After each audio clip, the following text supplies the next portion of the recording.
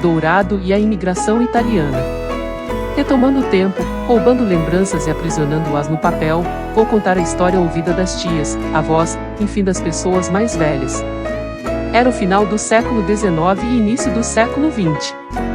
O estado de São Paulo estava sem a mão de obra gratuita dos escravos, recém-libertos pela Lei Áurea. Os cafezais estavam parando. O que fazer, se perguntavam os fazendeiros? A resposta veio através de uma Europa convulsionada por mudanças, com gente sobrando. Contratar trabalhadores estrangeiros. Foi a solução. E vieram os italianos. Pressionados por uma Itália enfraquecida e ainda lutando por uma unificação dolorosa, muitas famílias italianas viram na imigração uma luz de esperança. Chegavam aos milhares com o intento de Fratelli in America, Mate Bruta América. Outros também vinham por causa das perseguições ideológicas contrárias à Igreja Católica, grande poder na época. Entre os reacionários estavam os Agnelli, que apesar do nome significar carneiros, nada tinham de manso, ao contrário, eram bravos e corajosos como tigres. De temperamento altivo, trabalhadores incansáveis, inteligentes, logo impuseram respeito. Na verdade, no final do século XIX, grandes transformações ocorriam por toda a Europa, o capitalismo e a industrialização forçavam muitas famílias camponesas analfabetas à miséria.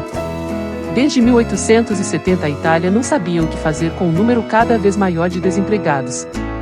Ao mesmo tempo, pequenos produtores rurais se viam afogados em dívidas, por causa da alta taxa de impostos sobre a terra.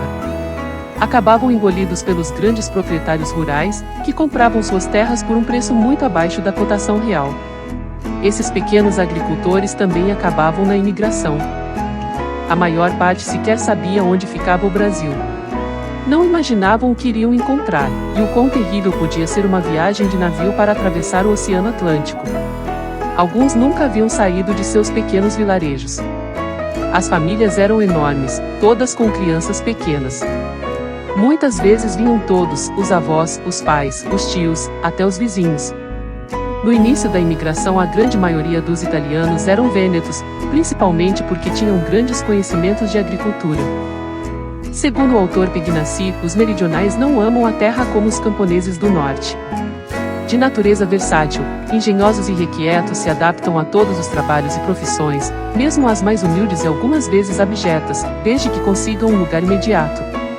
Estes constituem a espinha dorsal dos diaristas, camaradas e trabalhadores por turma, vão para as fazendas, mas não se dobram à prepotência e geralmente ficam ali só durante a colheita, depois passam para outras ocupações e quando essas terminam se repatriam para participar da colheita na cidade de origem.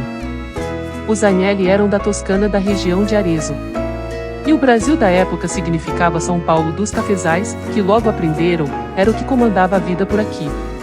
O café que desconheciam era para eles no começo uma frutinha verde como a esperança, ia ficando vermelha e ardida, pois sofriam com o sol em peles delicadas, desacostumados até então. Mas aquela gente montanhesa de pele clara e de grandes reuniões familiares, tinha uma vontade indomável, mesmo nos anos de profunda nostalgia da terra natal. Alguns italianos ingênuos vinham também ludibriados por promessas de ganho fácil. Inicialmente os Agnelli vieram para a região de São Carlos, mas acabaram por se instalar em Ribeirão Bonito. Lá montaram um grande armazém de produtos importados, como azeite, azeitonas, queijos e vinhos, na estação chamada Ferraz Salles, parada obrigatória do trem da Douradense. Os Agnelli exportavam café e importavam produtos inexistentes por aqui. Eram donos da fazenda Pedra Branca. Naquela época ocorreu uma superprodução do café brasileiro. Em 1906 foi feito o Convênio de Taubaté, uma medida que defendia o preço do produto. Isso custou muito caro para a economia do país, resultando em dívidas externas e competição de outros países no mercado mundial.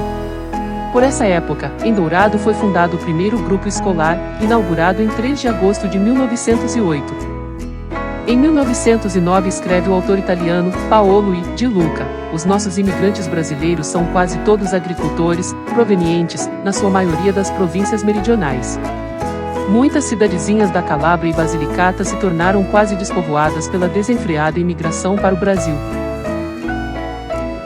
Do norte saem os vênetos, dirigem-se de preferência para o estado de São Paulo e de lá se formam duas correntes distintas, uma se enterra campo adentro se dedicando à agricultura, a outra fica nas cidades e subúrbios, para exercer qualquer espécie de atividade. A primeira corrente é constituída de pessoas provenientes na sua maioria de cidades vênetas, a outra da Itália central e meridional.